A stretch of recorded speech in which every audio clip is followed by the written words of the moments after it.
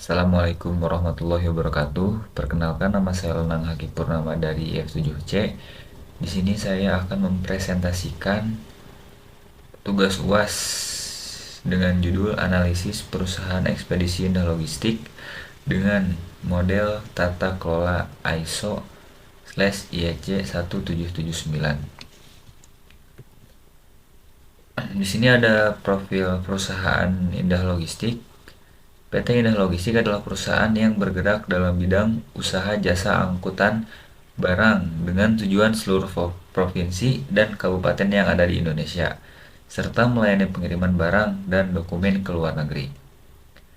Adapun visi dari PT Indah Logistik ini ialah memajukan dan mengembangkan perusahaan jasa titipan atau kargo dengan manajemen resiko yang handal, terkemuka, dan dipercaya oleh masyarakat di seluruh Indonesia, serta mensejahterakan masyarakat kurang mampu. Lalu selanjutnya ialah misi. Yang pertama, menyediakan produk jasa angkutan atau titipan ke seluruh pelosok Indonesia dengan mengutamakan kepuasan customer. Selanjutnya, menyelenggarakan kegiatan usaha yang menciptakan iklim kerja yang kondusif bagi komunitas perusahaan untuk berkontribusi secara maksimal demi pertumbuhan dan kelangsungan hidup perusahaan. Yang ketiga, menjalankan bisnis kargo atau jasa titipan dan manajemen risiko secara etikal untuk meningkatkan nilai pemegang saham secara maksimal. Yang keempat, berperan serta dalam usaha pengembangan ekonomi nasional. Yang kelima, berusaha dan bekerja dengan semangat, bertumbuh kembang bersama pelanggan dan peningkatan modal untuk kepentingan pemegang saham. Lalu selanjutnya, turut serta membantu pemerintah dalam mengurangi kemiskinan dengan memberikan santunan kepada anak yatim piatu dan kaum duafa. Membuka lapangan kerja bagi masyarakat luas, terutama masyarakat menengah ke bawah, dengan penghasilan maksimal sesuai kebutuhan pemerintah. Lalu yang terakhir ialah membantu pemerintah dalam meningkatkan ekonomi rakyat dengan pendistribusian barang-barang kebutuhan rakyat sampai ke pelosok tanah air dengan harga yang terjangkau. Nah, adapun tujuan dari Indah Logistik ialah pengiriman barang reguler via darat dan laut dengan tujuan kota dan kabupaten di Indonesia. Perusahaan ini memiliki jumlah armada terbanyak sehingga seluruh area penjemputan dan pengiriman barang dapat lebih dilayani dengan maksimal. Nah, ini untuk struktur organisasi PT Indah Logistik ya. Ada kepala agen, sopir, customer service. Untuk menjalankan kerjasama yang baik, diperlukan suatu tempat yang dinamakan dengan organisasi. Organisasi adalah suatu tempat sekelompok orang yang bekerja sama dalam struktur dan koordinasi tertentu dalam mencapai suatu tujuan tertentu. Lalu di sini ada media sosial dari Ekspedisi Indah Logistik. Yang pertama ada website, Facebook, dan Instagram. Website Indah Logistik merupakan platform online yang menyediakan informasi tentang layanan pengiriman baik domestik maupun internasional. Di website Indah Logistik juga Anda dapat mengecek resi ya jika menggunakan jasa Indah Logistik ini. Lalu selanjutnya ada Facebook. Facebook Indah Logistik merupakan platform yang menyediakan informasi tentang layanan jasa kirim yang dimiliki oleh Ekspedisi Indah Logistik. Lalu Instagram tidak jauh dari Facebook ya, sama saja ya, hanya informasi-informasi tentang PT Indah Logistik saja. Lalu di sini ada kondisi TI saat ini. Standar tata kelola TI dalam perusahaan Ekspedisi Indah Logistik ini mencakup 9 elemen, yaitu pengirim dilarang menyerahkan titipan kepada Indah Logistik untuk dikirim ke penerima atas barang-barang mengandung hal-hal seperti obat-obatan terlarang, ganja, narkotika atau narkoba, senjata api, binatang langka, binatang yang dilindungi, termasuk di dalamnya organ tubuh hewan atau binatang. Lalu yang kedua, bahwa setiap barang yang dikirimkan melalui jasa pengiriman Indah Logistik terlebih dahulu melakukan pemeriksaan isi barang. Apabila pengirim barang tidak tersedia, maka pengirim bersedia untuk membuat dan atau mengisi surat pernyataan atau perusahaan tidak bersedia membawa barang tersebut. Yang ketiga, apabila titipan dijemput atau diambil oleh penerima di kantor Indah Logistik dan apabila diambil lebih dari 1 kali 24 jam setelah pemberitahuan pengambilan, maka akan dikenakan biaya tambahan penyimpanan barang per hari 50% dari ongkos kirim.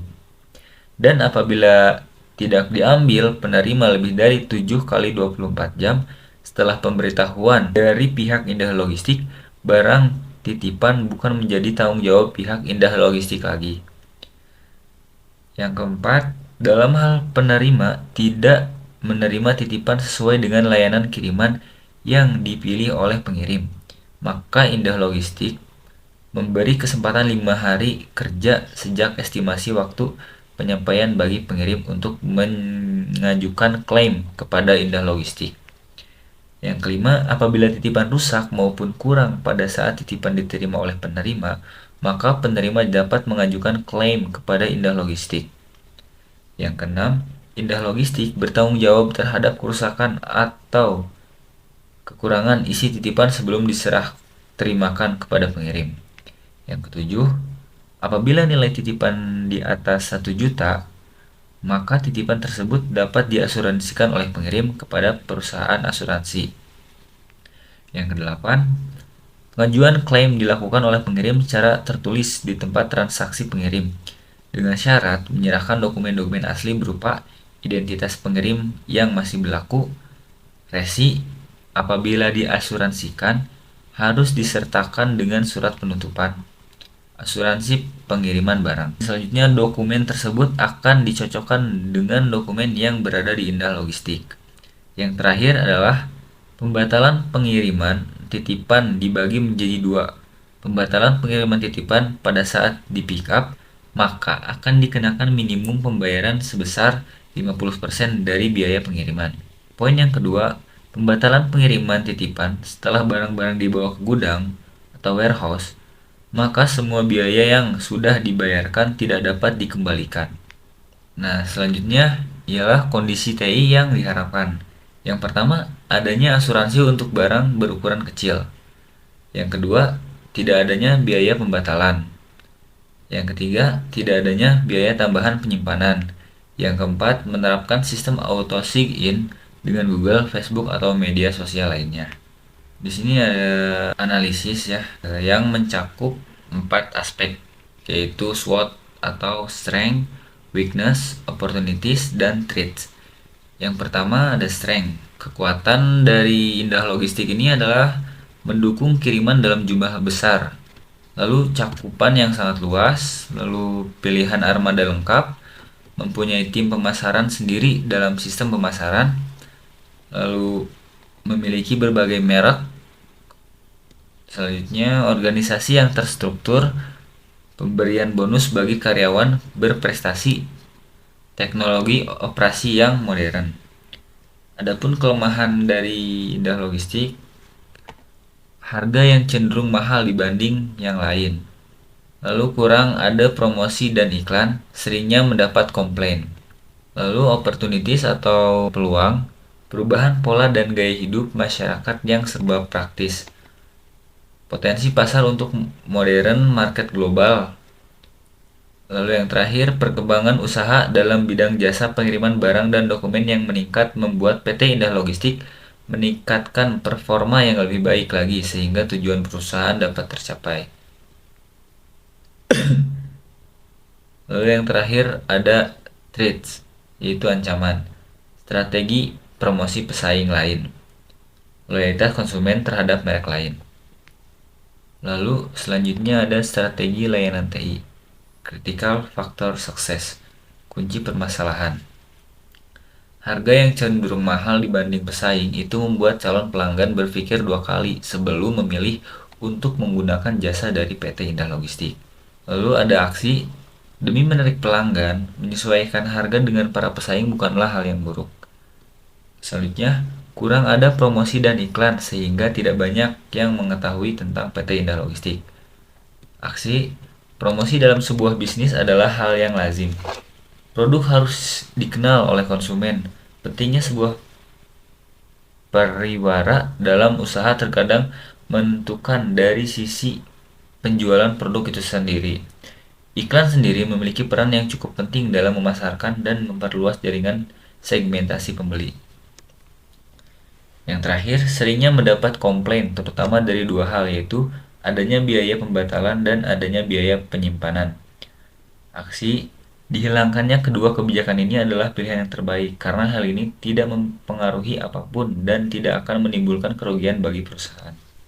Kesimpulan, dalam analisis dan identifikasi perusahaan Indah Logistik dengan metode tata kelola ISO/IEC 17799 telah memenuhi elemen dasar keamanan sistem informasi yang meliputi confidentiality, integrity, dan dengan itu PT Indah Logistik hanya perlu mematangkan strategi layanan teknologi informasi mereka untuk mengurangi ancaman dan kelemahan yang ada pada sistem informasi. Keefisienan dan komitmen yang dimiliki PT Indah Logistik dapat dimanfaatkan untuk tetap bersaing dengan jasa ekspedisi lainnya.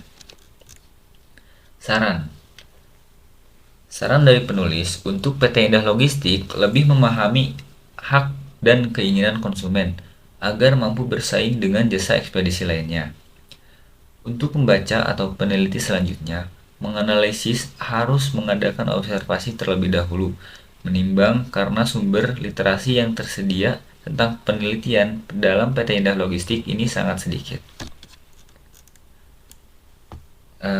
Hanya itu yang dapat saya sampaikan. Kurang lebihnya minta maaf. Wassalamualaikum warahmatullahi wabarakatuh.